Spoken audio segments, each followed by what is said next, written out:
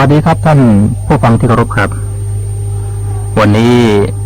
รายการคติธรรมประจำวันขอเสนอท่านทั้งหลายในหัวข้อเรื่อง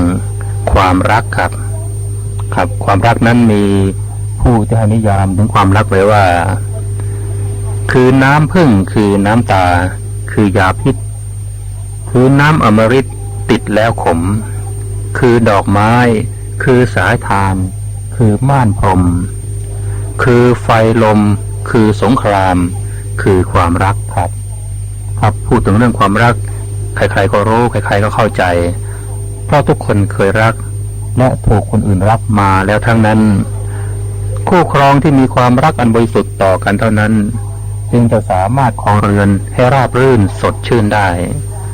ความรักอันบริสุทธิ์นั้นท่านเขมานันทะกล่าวไว้ว่าต้องไม่หมายถึงการเรียกร้องและรุนแรงไม่หมายถึงความพร่องอยู่ข้างในเพื่อจะหาคนอื่นมาเพิ่มให้เต็ม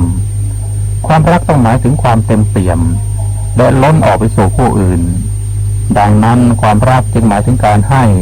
ไม่ได้หมายถึงการเรียกร้องพระพุทธศาสนาได้แสดงสาเหตุของความรักไว้ว่าเกิดขึ้นจากสาเหตุ2ประการคือ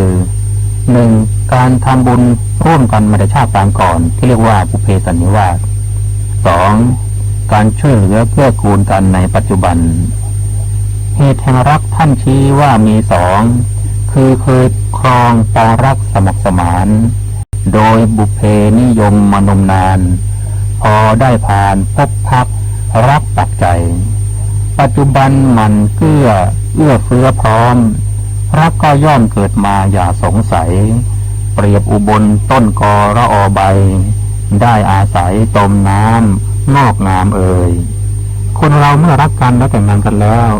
ปัญหามีอยู่ว่าทำอย่างไรจึงจะครองชีวิตคู่ให้ราบรื่นอยู่กันนานๆอย่างที่คนโบราณว่าถือไม้เท้ายอดทองกระบองยอดเพชรส่วนใหญ่คู่ครองในปัจจุบันมักจะเป็นประเภทแรกเรียกบุพเพสันนิวาสต่อมาเรียกบุพเพอารวาสสุดท้ายเรียกบุพเพระเนระนาถทั้งนี้เพราะไม่มีศิลปะหรือเทคนิคการครองเรือนดังนั้นนักปราชญ์ท่านจึงสอนหลักการครองเรือนให้ยืนยาวและมีความสุขไว้ว่า 1. ต้องรู้จักยอม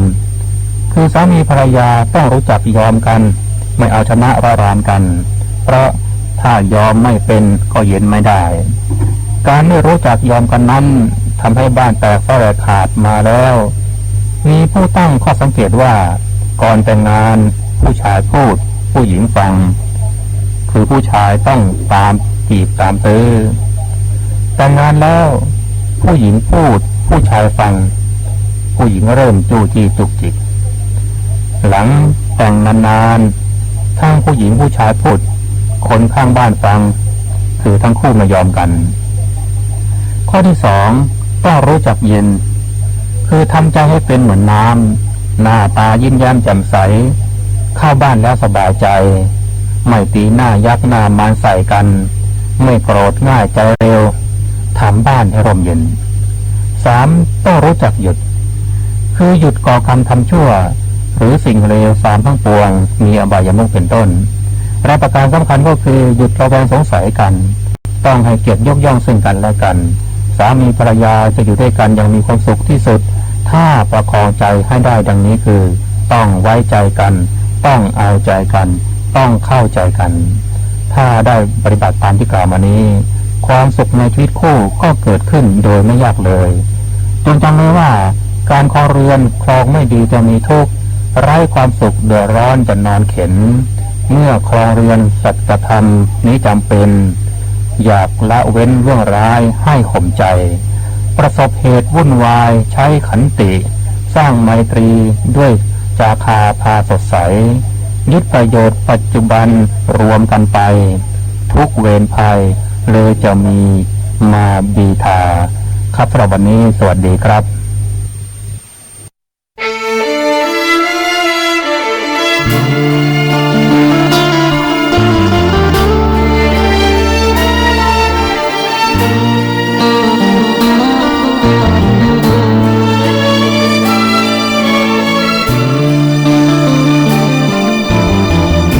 จะเปรี ยบความหลงนั้นเป็นความหลับ